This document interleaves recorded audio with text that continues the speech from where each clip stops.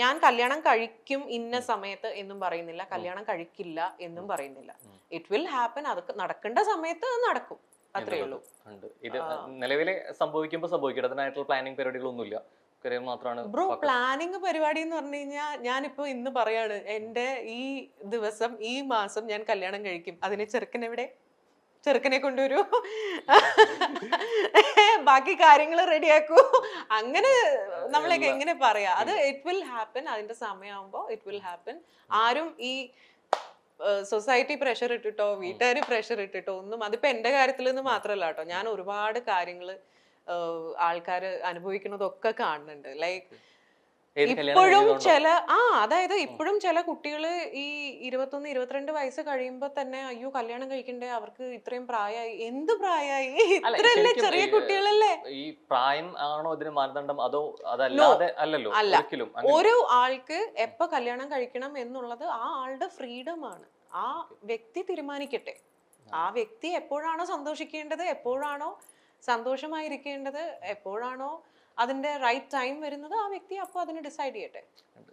ശരിക്കും ഒരാളായിട്ട് കണ്ട് പരിചയമായി സംസാരിക്കാനൊക്കെ it actually takes a lot of time for me.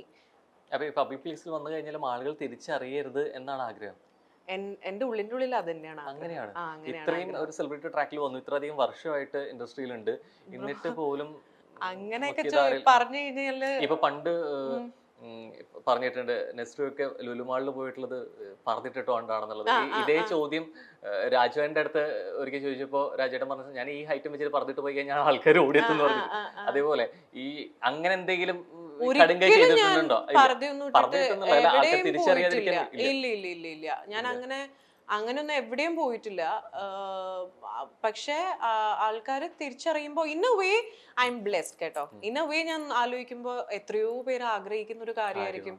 അപ്പൊ അങ്ങനെ ആലോചിക്കുമ്പോ I feel I should be grateful, I should be happy about this എന്ന് ആലോചിക്കും. പക്ഷെ അറ്റ് ദ സെയിം ടൈം വളരെ പ്രൈവറ്റ് ആയിട്ട് ഉള്ള ഒരു വ്യക്തി ആയതുകൊണ്ട് എവിടേക്കോ ആ ഒരു പ്രൈവസി ആ ഒരു ഫാക്ടർ നഷ്ടമാകുമ്പോ ഒരു ചെറിയൊരു സങ്കടമൊക്കെ തോന്നാറുണ്ട്.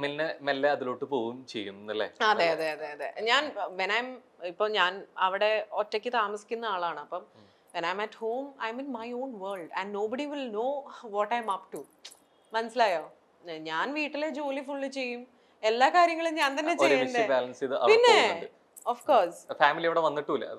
അല്ല, അമ്മയോ അച്ഛനോ ആരെങ്കിലും ഒക്കെ ഇടയ്ക്കിടയ്ക്ക് വരും. ലൈക്ക് വർഷത്തിൽ ഒരിക്കലും അമ്മ എന്തായാലും വരും, അച്ഛൻ ഇടയ്ക്ക് അവിടെ വരും വിസിറ്റ് ചെയ്യാനായിട്ട്. അപ്പൊ അങ്ങനെ പക്ഷെ വന്ന് അവര് പോവും. അത് കഴിഞ്ഞ് ഞാൻ ഒറ്റയ്ക്ക് ആവുമല്ലോ. അപ്പൊ കാര്യങ്ങളൊക്കെ ഞാൻ തന്നെ മാനേജ് ചെയ്യണം. അപ്പൊ നേരത്തെ പറഞ്ഞ പോലെ പിന്നെ കുഴപ്പമില്ല, എല്ലാ കാര്യങ്ങളും മാനേജ് ചെയ്യാൻ പഠിച്ച സ്ഥിതിക്ക് സദ്യ കൊടുക്കാം അല്ലേ? എല്ലാ കാര്യങ്ങളും മാനേജ് ചെയ്യാൻ പഠിച്ചാലേ സദ്യ കൊടുക്കാൻ. അല്ല, അത് വേണ്ടേ ചെയ്യണ്ടേ? സി, അത് വളരെ ഒരു കോംപ്ലിക്കേറ്റഡ് ആയിട്ടുള്ള ഒരു സ്റ്റേറ്റ്മെന്റ് ആണ്. എല്ലാ കാര്യങ്ങളും മാനേജ് ചെയ്യാൻ പഠിച്ചു, ഇനി സദ്യ കൊടുക്കാം അങ്ങനെ പറയരുത്. പഠിക്കണം എന്നുള്ള മീനിങ്ങിലല്ല പറഞ്ഞത്. ഇപ്പൊ കെട്ടാൻ പോകുന്ന ഒരാള് വേറെ സ്ഥലത്താണ്, ഇപ്പൊ ചെക്കനെ കൊണ്ട് കുക്ക് ചെയ്യാൻ പറ്റില്ല, അവ സ്ഥലത്തില്ല എന്നുണ്ടെങ്കിൽ പോലും നമുക്ക് കാര്യങ്ങൾ. പക്ഷെ ഞാനൊരു കാര്യം, അതൊന്നും അല്ല ഒരു കല്യാണം കഴിക്കണേന്റെ മാനദണ്ഡം എന്നാണ് ഞാൻ പറഞ്ഞു വരുന്നത്. ഒരാള് അയാൾക്ക് റെഡിയാണ് എന്ന് തോന്നുമ്പോ അയാള് കല്യാണം കഴിക്കട്ടെ. മനസ്സിലായോ? രോഹന് സദ്യ ഞാൻ വാങ്ങിച്ചു തരാം, ഡോണ്ട് വറി. ഈ ഇന്റർവ്യൂവിന്റെ പേര് സദ്യ എന്നാക്കിക്കോ, അതായിരിക്കും നല്ലത്. സദ്യ കിട്ടുമെന്നുള്ള രീതിയിൽ നമ്മള് നേരത്തെ പറഞ്ഞ പോലെ തുടങ്ങി വന്നു, പാട്ടുകാരായിട്ട് വന്നു, പിന്നെ ആങ്കർ ആക്ടർ എന്നുള്ള ട്രാക്കിൽ പോയി. എന്നിട്ട് എപ്പോഴാണ് നമ്മുടെ മനസ്സിലുള്ള ആഗ്രഹം പോലെ ഗായികയായിട്ടുള്ള അത് സംഭവിച്ചത്? എപ്പോഴായിരുന്നു ബ്രോ ഗായികയായിട്ട്?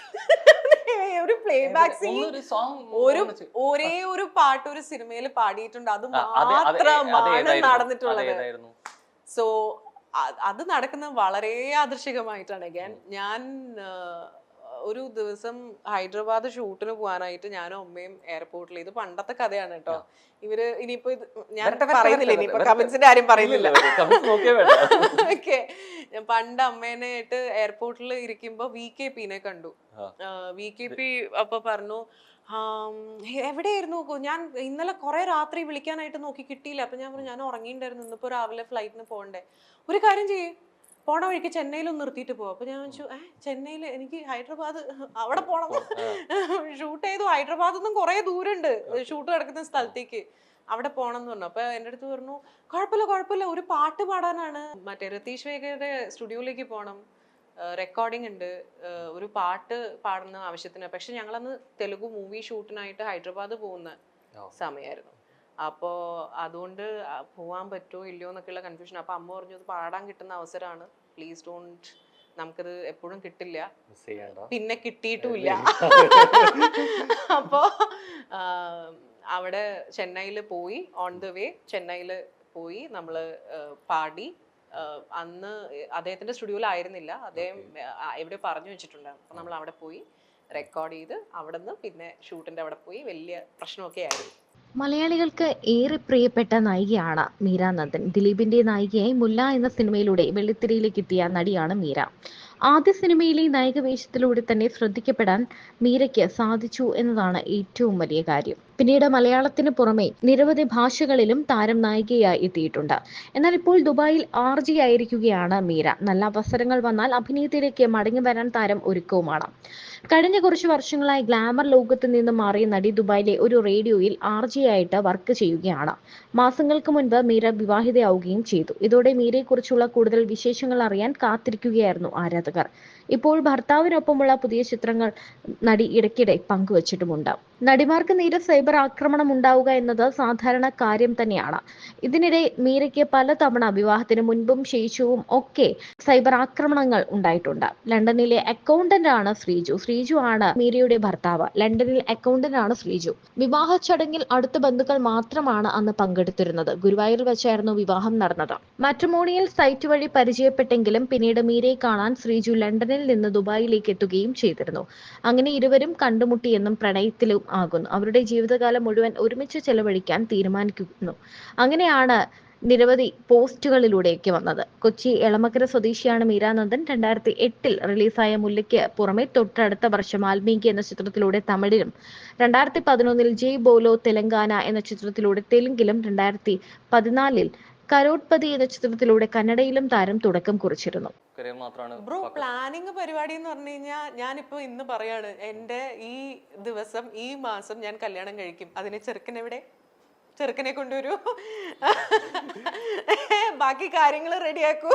അങ്ങനെ നമ്മളൊക്കെ എങ്ങനെ പറയാ, അത് ഇറ്റ് വിൽ ഹാപ്പൻ. അതിന്റെ സമയമാകുമ്പോൾ ഇറ്റ് വിൽ ഹാപ്പൻ.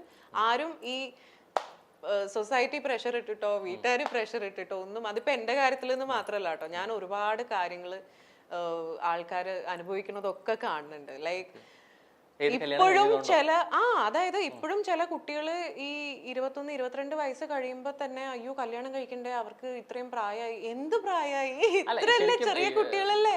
ഈ പ്രായം ആണോ ഇതിന് മാനദണ്ഡം, അതോ അതല്ലാതെ അല്ലല്ലോ? അല്ല, ഒരു ആൾക്ക് എപ്പോ കല്യാണം കഴിക്കണം എന്നുള്ളത് ആ ആളുടെ ഫ്രീഡം ആണ്.